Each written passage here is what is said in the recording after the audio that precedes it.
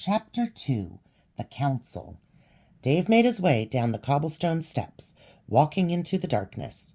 He pulled out a torch from his bag and placed it on the wall, but the coal wouldn't light. He tried another torch, and the same thing happened. Well, looks like I'm traveling in the dark, Dave thought. He continued down the steps into the darkness, using a hand on the cobblestone walls to steady himself.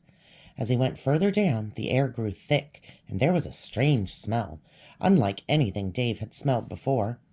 It's magic, Dave thought. He had no idea how he knew that, but he did. The air was full of magic. Finally, Dave could see light in the distance. The passageway gradually began to get brighter, and he could see a blue glow up ahead. The stairs came to an end, and Dave found himself inside the strangest cave he'd ever seen.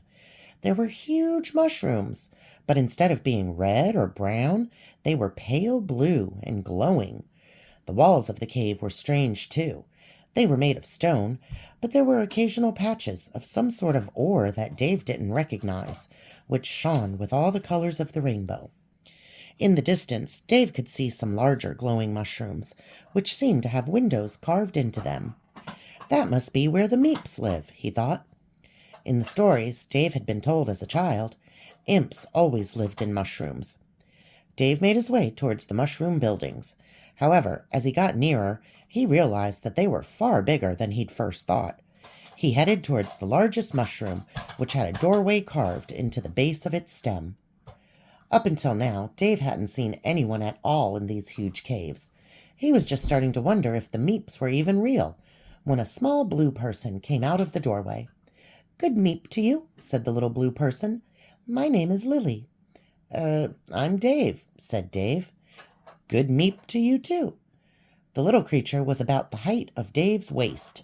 She wore a white robe and red shoes, but the strangest thing about her was that she looked just like a villager, but with blue skin, and she was completely bald. I'm here to rescue my friends," said Dave. "They got turned into—" "We know why you are here," said the Meep girl. "Father Meepo is expecting you." "Right," said Dave. Lead on." Lily, the Meep girl, walked back into the doorway, and Dave followed. Inside the huge stem of the mushroom was a set of winding cobblestone stairs leading upwards. Dave followed Lily up the stairs until they came to a large chamber that had been hollowed out in the mushroom. The walls were made from the glowing blue mushroom blocks, which gave the room a ghostly, eerie quality, and in the middle of the room 6 blue-skinned, bald-headed Meeps were sitting on cobblestone thrones, with one seat empty. Lily walked over and took the seat on the far left, and then all 7 Meeps were seated and looking at Dave. All of them were wearing white robes and had little red shoes. The middle throne was the highest, and on that throne sat a Meep with a long white beard. "Welcome, Dave," said the Meep with the beard.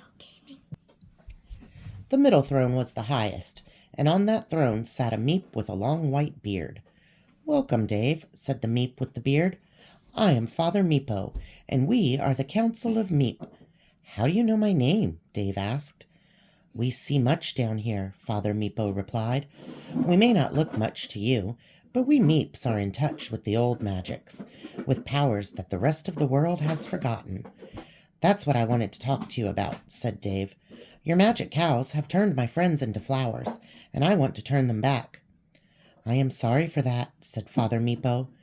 "The Moobloom's powers are meant to be for hunters and evildoers. Normally the farmers keep innocent people away from them, but this time he failed." "So can you bring Carl and Spidroth back?" Dave asked. "Please? They're my friends."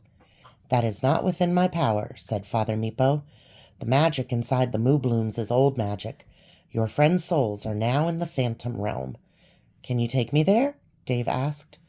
"We will not go with you, but we can show you the way," said Father Meepo.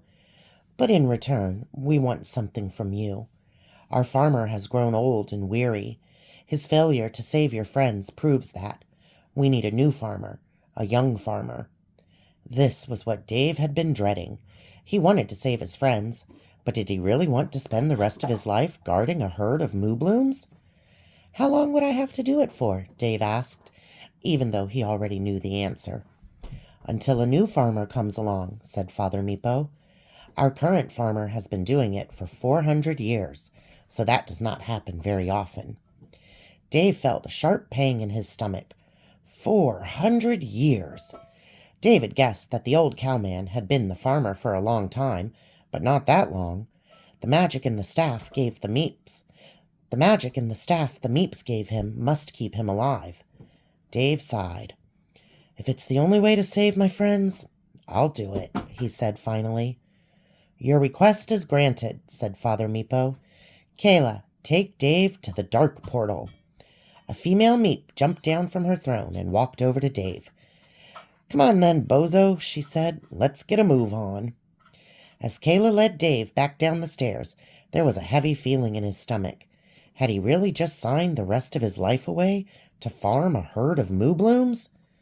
"It's worth it to save Carl and Spidroth," he thought. "You had no choice." Carl and Spidroth wouldn't even have been on this adventure if it wasn't for him, Dave knew. If there was a chance to save them, he had to take it.